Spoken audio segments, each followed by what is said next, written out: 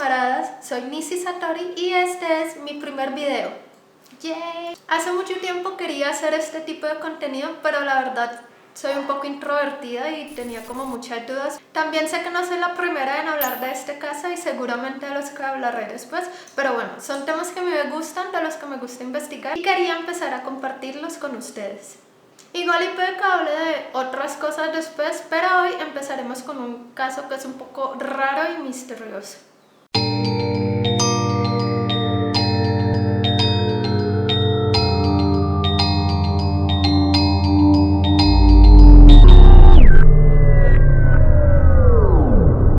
JonBenét Patricia Ramsey nació el 6 de agosto de 1990 en Atlanta, Georgia, Estados Unidos. Y murió en la Navidad de 1996 con tan solo 6 años de edad y hasta hoy es difícil saber realmente lo que sucedió. Sus padres eran JonBenét y Patricia Ann Ramsey. El nombre de ella era una combinación del nombre de ambos padres. El padre, John Ramsey, era un hombre de negocios, presidente y jefe ejecutivo de Access Graphics, una compañía de servicios informáticos que en 1997 fue vendida a General Electric. Aquí podemos ver que se trata de una familia que la verdad tenía bastante dinero. Por su parte, Patricia Ramsey, más conocida como Patsy, fue reina de belleza en su juventud y a los 20 años ganó el premio de Miss West Virginia. Se casó con John Ramsey a sus 23 y del matrimonio nacieron Burke el 27 de enero de 1986 y la pequeña JonBenét. En 1991 se mudaron a Boulder, Colorado, y fue ahí cuando la madre empezó a inscribir a JonBenét a estos concursos de belleza. JonBenét era como una pequeña celebridad en estos concursos, ganó varios premios y tenía un buen número de fans. Sin embargo, la mayoría de ellos eran hombres mayores, algunos con tendencias pedófilas, lo cual tristemente no es raro en este medio. En los últimos años este tema ha sido bastante debatido en Estados Unidos porque estos concursos suelen sexualizar a las niñas desde muy pequeños y aunque muchas no son precisamente forzadas a participar, es un tema bastante controversial. Incluso después de la muerte de JonBenét, la prensa empezó a sacar algunos artículos en los que decía que la madre la obligaba a participar de estos concursos, aunque nunca fue comprobado. La noche anterior a la muerte de JonBenét, su familia había asistido a una fiesta de Navidad en la casa de sus amigos los White. Regresaron a su casa a eso de las 9 de la noche y acostaron a los niños. Al menos esa es la versión que ha dado la familia siempre. Llega el 26 de diciembre y Patsy se despierta muy temprano, baja de desayunar y se encuentra con una carta de 2 páginas y media donde se le informa del secuestro de su hija y en la que se le exigía a la familia una suma de $118,000 por el rescate. Suma que después se comprobó coincidía con el bono de Navidad que había recibido el padre. Además, en la nota advertía de no dar aviso a las autoridades. Otra cosa a recalcar es que la nota estaba escrita en un tono muy personal y con algunos errores ortográficos que al parecer estaban hechos a propósito, como para justificar que la carta estaba escrita por individuos que representaban una pequeña fracción extranjera. Patsy llamó al 911 así como a unos amigos para contarles lo que pasaba. Durante años había estudiado esta llamada al 911 porque ha sido muy sospechosa. Escuchemos. 911 emergency. Police. What's going on? 515th Street. What's going on there, ma'am? We have a kidnapping. Hurry, please. Explain to me what's going on, okay? There's a note left and our daughter's gone. A note was left and your daughter is gone? How old is your daughter? 6 years old. She's blonde. 6 years old. How long ago was this? I don't know. I just found the note. And my daughter's Does it say who took her? What? Does it say who took her? I don't know. There's a ransom note here. It's a ransom note? It says SBTC. Victory. Please. Okay, what's your name? Are you Kathy Ramsey, I'm the mother. Oh my God. Please. I'm sending an officer over, okay? Please. Do you know how long she's been No, gone? I don't. Please, we just got out. Is she right here? Oh my God, please. Okay, well, There's somebody. I am, honey. Please. Take a deep breath, Please, okay? hurry. Kathy? Kathy? Kathy? Kathy?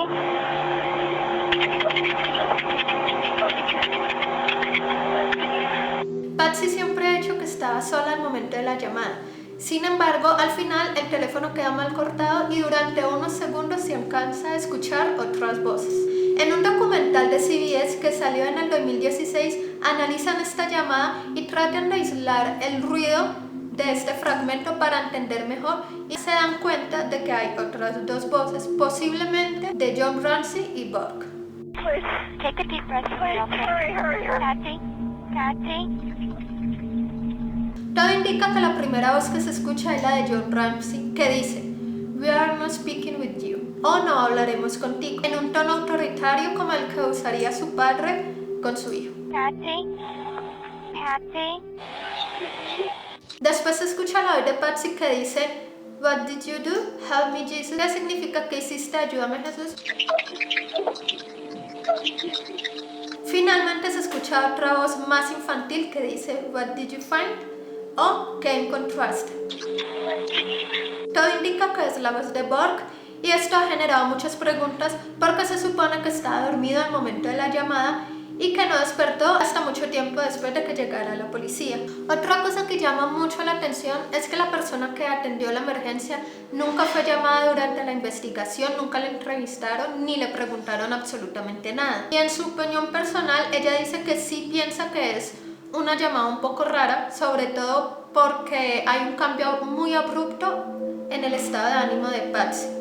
Al principio se le escuchaba muy alterada, incluso histérica, y al final, ya cuando ha dado la información, hay como un bajón de energía, como si se preguntara, bueno, ya llamé a la policía, ¿ahorita qué hacemos? Además, cuando se hacen este tipo de llamadas, el operador suele quedarse bastante tiempo en la llamada, hasta que llega la policía o hasta que están totalmente seguros de que va a llegar, y Patsy, después de dar la información, simplemente cuelga. Claro que esto es una opinión personal, pero bueno, se trata de personas que han estado estudiando este tipo de llamadas durante mucho tiempo. A eso de las 6 de la mañana llega la policía al lugar, pero desde el principio se cometen muchos errores, quizás por tratarse de un lugar en el que no era normal que ocurrieran este tipo de cosas. La policía empezó a buscar en toda la casa, pero no encontró nada, ni siquiera señal de que la puerta hubiera sido forzada. En un momento, uno de los detectives que buscaba la posible ruta que el secuestrador pudo haber usado para escapar, va al sótano y trata de abrir la puerta, pero esta se encuentra cerrada con llave, por lo cual no insiste más, lo cual sabemos después que fue un gran error. 8 horas después, la detective Linda R. pide a John Ramsey que vuelva a registrar la casa en busca de algo raro o inusual. John Ramsey, que estaba en compañía de su amigo Fleet White, van directo al sótano donde encuentran a su hija muerta en el piso, acostada de espaldas y tapada con una sábana. Lo raro aquí es que el padre carga a la niña y la lleva a la sala. También le quita una cinta que le cubría la boca e intentó retirar una soga de nylon que tenía alrededor del cuello. Obviamente todo esto contaminó la escena, lo cual dificultaría toda la investigación. Según la autopsia, la causa de muerte fue asfixia por estrangulamiento, con una cuerda de nylon que estaba amarrada al mango de una brocha que después se descubrió pertenecía a Patsy Ramsey. Su muñeca derecha también estaba atada con este nylon. Tenía una fractura en el cráneo de 20 centímetros, lo que le causó un trauma cráneoencefálico, al parecer causado por un golpe muy fuerte con una linterna o un bate de béisbol. Su cabeza estaba girada hacia la derecha y sus brazos extendidos sobre ella. Vestía un buzo blanco de manga larga con una estrella de lentejuelas plateadas en el pecho, una sudadera de un equipo de hockey y ropa interior blanca que además tenía rastros de orina y sangre. En la mano izquierda tenía dibujado un corazón con tinta roja. Aunque no se encontró rastro de semen en su cuerpo, sí hubo evidencia de abuso sexual por lesiones vaginales. El patólogo que realizó la autopsia también dijo que parecía que su área vaginal había sido limpiada por un paño. En su estómago se encontraron rastros de piña, lo que indica que debió haberla comido horas antes de su muerte. Sin embargo, sus padres dicen que no le dieron de comer nada antes de acostarlos a dormir. En una de las fotografías que tomaron en busca de pistas, muestran un tazón de piña con leche con una cuchara dentro del comedor. También se informó que se encontraron huellas de Patsy y Bob, pero siempre se ha dicho que el hijo mayor se encontraba durmiendo. Curiosamente, esta era la comida favorita de ambos. Esta historia fue muy mediática desde el principio y varios reporteros llegaron a la casa tratando de tener la mayor información posible y empezaron a salir muchos artículos amarillistas en revistas que culpaban principalmente a los padres de la muerte de su hija. Normalmente cuando este tipo de cosas pasan, la familia y personas más cercanas son los primeros en ser interrogados por la policía. Es algo normal porque tristemente la mayoría de las veces la familia es culpable o mínimo saben algo. Los padres de John Bennett desde el principio tuvieron una actitud un poco defensiva y esto le pareció muy raro a muchas personas. Además, se empiezan a notar ciertas inconsistencias en su historia, así como mucha similitud en las palabras que usan, como si hubieran ensayado qué decir antes. Y aunque en un principio intentan cooperar con la investigación, se niegan a dar más entrevistas a menos que se les deje ver qué evidencia tenían hasta el momento. La verdad, esto me parece muy raro porque es como quisieran saber hasta qué punto están implicados y así poder defenderse. Otra cosa que resultó sospechoso fue que desde el principio los padres contratan 2 abogados criminalistas, un investigador privado y un experto en relaciones públicas. También se sabe que John Ramsey, el día que encontraron el cuerpo de su hija, llama al piloto de su avión privado, obviamente con la intención de salir. Sin embargo, ellos dijeron que fue porque querían descansar, ya que toda esta situación era muy estresante para la familia. Obviamente de este caso salieron un montón de teorías de lo que pudo realmente haber pasado. Ahorita vamos a hablar de cuáles son estas teorías o de cuáles fueron las que a mí me llamaron más la atención o me parecieron más coherentes. La primera hipótesis o teoría que se manejó fue la del secuestro. La familia inicialmente dijo que alguien debió haber entrado a la casa en algún momento. Escribió la nota de rescate y llevó a John Bennett cargada al sótano donde finalmente murió. Se empezaron a buscar rutas de entrada y se encontró que en el sótano había una ventana rota y que probablemente se entró por ahí. Aunque esto ha sido puesto en duda porque había una telaraña en el marco de la ventana y se dice que sería imposible que alguien entrara por ahí y ni siquiera lo hubiera tocado. Tampoco hay muchos indicios de que alguien hubiera entrado a la fuerza a la casa. Además, la noche anterior había nevado y no se ha encontrado ningún rastro en los alrededores. Se dice que el intruso noqueó a John Bennett con un arma de electroshock para llevarla al sótano y que eso explicaría unas marcas que tenía en su cuerpo como de 2 puntos. Pero después de analizar esto se demostró que el arma de electroshock no te deja inconsciente, sino que al contrario te da una subida de adrenalina. John Bennett tenía 2 puntitos muy marcados en su cuerpo, mientras que la pistola de electroshock deja como unas líneas o un rastro de quemadura. La distancia de los puntos tampoco coincidía. Sin embargo, estas marcas encajan muy bien con unos rieles de un tren eléctrico que pertenecía a Buck, lo que podría significar que él la pinchó al verla inconsciente, probablemente ya muerta, y esto dejaría las marcas. La nota de rescate también fue muy discutida porque usaba palabras muy raras y era demasiado larga, o sea, tenía 2 páginas y media. Se encontró que las hojas con las que se escribió eran de una libreta que pertenecía a Patsy, así que la nota debió ser escrita dentro de la casa. Se han hecho pruebas y escribir esta nota tomaría al menos unos 20 minutos y eso sí sabes qué poner. Esto sería arriesgado para cualquier secuestrador. Además, se han encontrado tonos personales e incluso femeninos en el texto, lo que da a entender que tal vez fue escrita por Patsy. La suma que piden para el rescate también es muy rara, $118,000, que como ya dijimos antes, era una suma muy similar a un bono de Navidad que había recibido John Ramsey, o quien lo escribió conocía muy de cerca a la familia o fueron ellos. Otra cosa muy extraña es que los secuestradores nunca llamaron. En la nota ponían que se contactarían entre las 8 y 10 de la mañana, pero esto nunca sucedió. No hubo señales de que nadie tratara de contactarse con la familia. Y después esto nunca se volvió a mencionar, como si el caso no hubiera iniciado como un secuestro. La segunda teoría apunta a la madre Patsy Ramsey. Se dice que John Bennett solía mojar la cama y esto molestaba mucho a Patsy. Esta teoría dice que John Bennett mojó la cama esa noche y Patsy, en un ataque de rabia incontrolable, la golpeó muy fuerte causándole la muerte y que montaron la escena del secuestro y posterior estrangulamiento para cubrirlo todo. Sin embargo, no hay muestras de que la madre fuera particularmente violenta. Borg incluso dice una vez que nunca fueron castigados severamente de ningún modo. La tercera teoría nace a partir de que la revista Vanity Fair publicó un artículo en el que aseguraban que John Bennett había muerto durante un juego sexual con sus padres que salió mal. De hecho, mucha gente empezó a afirmar que John Bennett tenía varios signos de abuso infantil. Una cosa que llamó mucho la atención era el hecho de que Patsy solía llevar con frecuencia a su hija al ginecólogo, por infecciones vaginales. Esto pueden ser signos de que una niña esté siendo sexualmente abusada, ya que no es normal que a los 6 años tengas infecciones vaginales con tanta frecuencia. Sin embargo, nunca hubo prueba de que sus padres abusaran directamente de su hija. No fue más que otro de tantos artículos amarillistas que salieron en el momento. Lo que no podemos negar es que en la autopsia sí se encontraron signos de abuso sexual anteriores a su muerte, pero no se sabe si sus padres eran conscientes o no de esto. La siguiente teoría es que su hermano Borg lo hizo y que sus padres hicieron todo esto para protegerlo.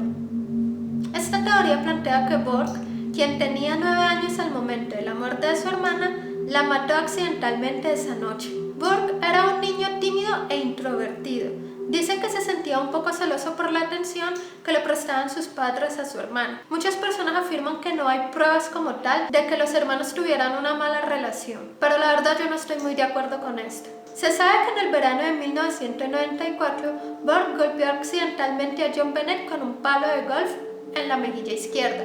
La golpeó tan fuerte que tuvieron que reconstruirla con cirugía plástica. También se descubrió que él tenía algunos comportamientos extraños y un poco perturbadores, como dejar manchas de heces en la cama y las paredes del cuarto de su hermana. ¿Pero por qué la mató? Esta es la que yo llamo la teoría de la piña.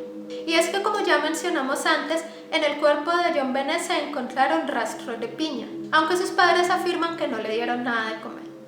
Se dice que en algún momento de la noche o madrugada Borg despertó con hambre y le pidió a su mamá que le preparara un tazón de piña con leche. Esto no es tan raro teniendo en cuenta que era su plato favorito. El ruido de la cocina despierta a John Bennett y baja donde se encuentra con ellos. La pequeña se acerca y quizá, un poco con el ánimo de molestar a su hermano, toma un pedazo de piña y se lo come. Esto molesta a Borg, que tal vez no está de humor para bromas, y le da un golpe en la cabeza con lo que parece ser una linterna. Obviamente sus padres, que no sabían qué hacer, armaron toda la escena del sótano. El golpe en la cabeza por parte de Borg ha sido debatido porque dicen que un niño de 9 años no tendría la fuerza para romper el cráneo de John Bennett. Y bueno, en el documental de CBS que mencioné antes y un documental de Netflix que se llama Casting John Bennett han puesto a prueba esta teoría. Y resulta que sí es posible que un niño tenga la fuerza. En uno hacen una reconstrucción del cráneo y piden a un niño de su edad golpear, y no solo demuestra que sí puede tener la fuerza, sino que la herida es muy parecida a la que se encontró en el propio cuerpo de John Bennett. En el otro piden a niños golpear una sandía con una linterna y bueno, la verdad quedan bastante destrozadas.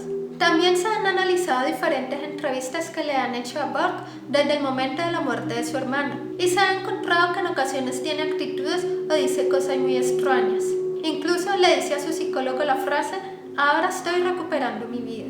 Claro que esto puede tener diferentes interpretaciones, pero para muchos ha sido muy sospechoso. En 2016, Borg hizo una entrevista con Dr. Phil, en la que le preguntan directamente si él mató a su hermana, a lo que responden que no. Lo raro de esta entrevista es la actitud que él muestra. Se le ve todo el tiempo con una sonrisa un poco nerviosa o perturbada. No sé, pero la verdad sí es un poco raro verlo. Hay una teoría que afirma que Katy Perry en realidad es John Bennett y que toda la muerte fue una falsa. Todo esto surgió a raíz de que tienen apariencias un poco similares y que supuestamente sus cejas son iguales. Aunque Katy Perry es 10 años mayor que John Bennett, así que obviamente esta teoría para mí no tiene mucho sentido. El 16 de agosto del 2016, un profesor llamado John Marquardt fue arrestado en Tailandia después de que contactara a una persona que trabajaba en un documental sobre el caso y le confesara que él era el responsable de la muerte de John Bennett después de haberla drogado y abusado sexualmente de ella. Sin embargo, la policía no pudo encontrar nada que lo pusiera en la escena del crimen. Ni siquiera estaba en Boulder, Colorado al momento de su muerte. Se hicieron pruebas de ADN que también descartaron que él fuera el responsable. Al parecer estuvo casado con menores de edad en los años 80 y 90. Su esposa, quien se separó de él después de descubrir pornografía infantil en su computadora, dijo que pasaron juntos la Navidad de 1996, por lo que era imposible que él hubiera cometido el crimen. Seguramente era una persona obsesionada con el caso, ya que estaba escribiendo un libro sobre esto en ese momento. Él manifestó que la muerte de John Bennett era un trágico accidente y que realmente la amaba. Eventualmente fue arrestado por los cargos de pornografía infantil.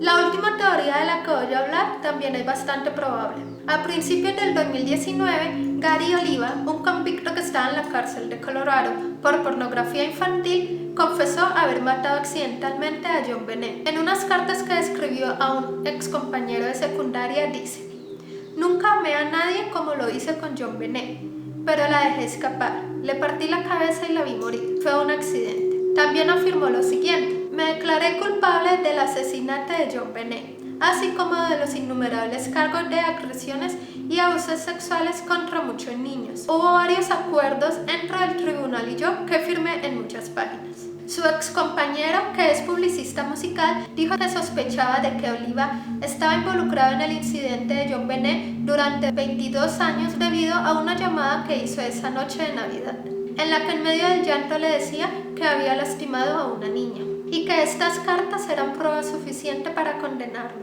Aunque no hay explicaciones de cómo y por qué estaba en la casa de los Ramsey en ese momento, según las investigaciones, él se hospedaba a 10 cuadras del lugar. Como esta información aún es muy reciente, no he podido encontrar mucho más que fuera de verdad relevante, pero al parecer ya hay muchas personas que creen que realmente él es el culpable de la muerte de John Benet. Se presume que este año podría salir en libertad por cumplir con su condena actual, a menos de que se le acuse formalmente por la muerte de John Benet. Y bueno, la verdad, a mí su discurso me parece bastante convincente, aunque no explicaría cosas como la carta de secuestro o la piña que se encontró en el estómago de la pequeña. Además, él manifestó haberla drogado, pero en la autopsia no se encontraron rastros de ninguna droga. Por ahora lo único que podemos hacer es esperar a que salga más información. Y bueno, quién sabe, quizás Gary Oliva sí es el verdadero culpable de la muerte de John Benet y por fin podamos dar este caso como cerrado. En 2003, la familia fue exonerada de los cargos por falta de pruebas. La madre, Patsy Ramsey, murió el 24 de junio del 2006 por cáncer de ovarios. Estas fueron las teorías más sonadas o de las que más se suele hablar. Estas son las que más coherencia tienen para mí. Por supuesto que hay otras más, pero como dije en un principio, este fue un caso que se hizo mundialmente famoso y mucha gente se empezó a obsesionar con él. Y la verdad es difícil saber a ciencia cierta qué es verdad o qué no. Una cosa que me perturbó mucho cuando estaba buscando más información, porque ya conocía el caso, es la cantidad de nexos, por así decirlo, que tiene con pedofilia o pornografía infantil. La verdad no sé hasta qué punto sea una coincidencia que John Benet hubiera sido una participante de estos concursos de belleza. Personalmente, la teoría del hermano es la que más sentido tiene para mí, porque siempre me pareció que los padres estaban ocultando algo, así no fueran directamente los responsables de su muerte. Y esto es algo que suele verse mucho en casos similares. Recuerdo que incluso hay un capítulo en South Park donde mencionan este caso y el de O.J. Simpson, en el que al final dan a entender que los padres son realmente los culpables de la muerte de su hija y que todo es un show mediático para engañarnos a todos. Y bueno, sé que hay mucha más información de este caso, pero no quería extenderme demasiado, seguramente ya me extendí mucho.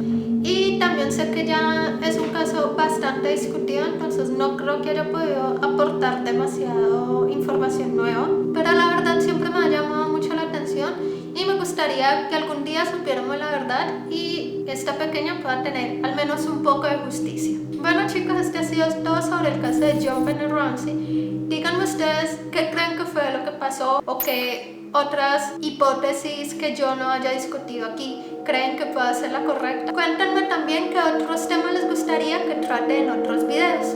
Y ya.